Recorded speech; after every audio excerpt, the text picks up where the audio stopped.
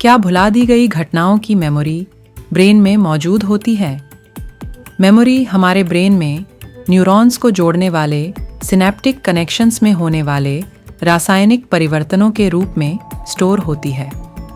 मनुष्य के ब्रेन में 100 ट्रिलियन से भी अधिक सिनैप्स न्यूरॉन्स के जोड़ होते हैं और हर मेमोरी हजारों लाखों सिनैप्स में होने वाले रासायनिक परिवर्तनों के रूप में स्टोर होती है।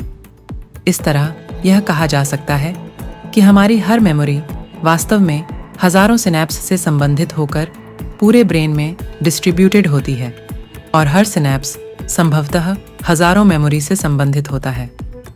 यदि कोई मेमोरी एक दिन से भी अधिक समय तक बनी रहती है तो यह ब्रेन के हजारों सिनैपेस में हो चुके स्थायी परिवर्तनों के रूप में स्टोर हो जाती है। अब यह सवाल उठता है कि यह मेमोरी कितने समय तक रिकॉल की जा सकती है, और यदि इसे रिकॉल करना संभव न हो तो भी क्या यह ब्रेन में मौजूद रहती है? एपिसोडिक मेमोरी यह अतीत में घट चुकी घटनाओं की मेमोरी होती है जिसे न्यूरोसाइंस अभी तक अच्छे से नहीं समझ सका है। ऐसा माना जाता है कि यह केवल मनुष्यों में ही मौजूद होती है और मनुष्यों में इसके न्यूरल मैकेनिज्म को समझने के लिए किए जाने वाले प्रयोग लॉजिस्टिकल और नैतिक कारणों से व्यवहार्य नहीं है। नेचर पत्रिका में वर्ष 2005 में छपी एक आश्चर्यजनक रिसर्च में मिर्गी से पीड़ित मरीजों के उपचार के लिए की जाने वाली सर्जरी में एपिसोडिक मेमोरी के क्षेत्र हिप्पोकैम्पस में इंडिविजुअल न्यूरॉन्स की गतिविधियों के बारे में बताया गया था। एक मरीज में उन्होंने देखा कि एक न्यूरॉन बिल क्लिंटन की फोटो के लिए प्रतिक्रिया दे रहा था, जबकि दूसरा अभिनेत्री जेनिफर एनिस्टन की फोटो के लिए प्रतिक्रिया दे रहा था। जेनिफर एनिस्टन के लिए प्रतिक्रिया देने वाला न्यूरॉन केवल उसी फोटो के लिए प्रतिक्रिया दे रहा था जिसमें जेनिफर एनिस्टन अकेली थी।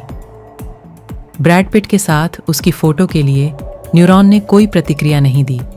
ऐसा नहीं है कि जेनिफर एनिस्टन की मेमोरी के लिए एक अकेला न्यूरॉन ही जिम्मेदार था।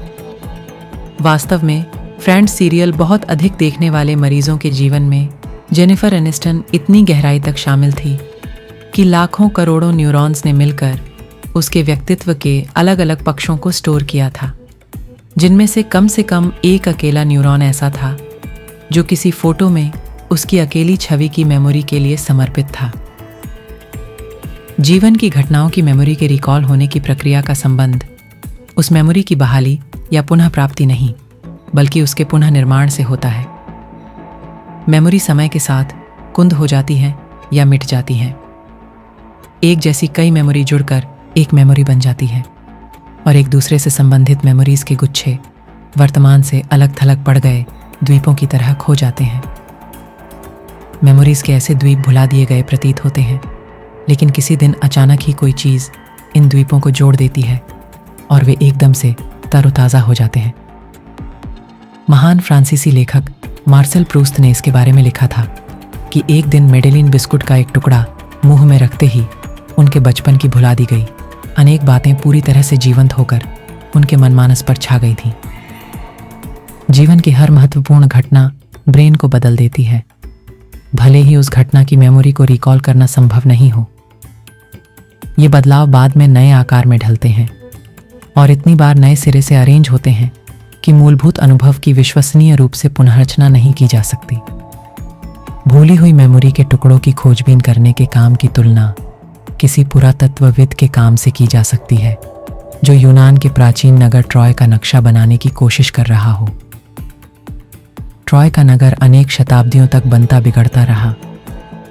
बहुत सारी खुदाई और अपनी कल्पना शक्ति का प्रयोग करके पुरातत्वविद ट्रॉय नगर के अतीत के पक्षों का पुनः निर्माण करने में सक्षम होता है, लेकिन यहाँ यह भी संभव है कि जमीन के नीचे दबे ट्रॉय के अवशेष इतने बिगड़ चुके हों कि उन्हें जोड़कर पुरानी शक्ल में लाने की कोशिश करने पर कोई दूसरी ही चीज़ बन जाए। प्राचीन यूनानी नगर ट्रॉय की 9 पुरातात्विक सतहें ब्रेन के मामले में भूली हुई चीज़ें हजारों न्यूरोरिसेप्टर अणु होते हैं जो ब्रेन के विशाल सिनेप्टिक नेटवर्क में छितरे हुए होते हैं, जो यदि अतीत की वह घटना नहीं घटी होती तो वहाँ नहीं होते।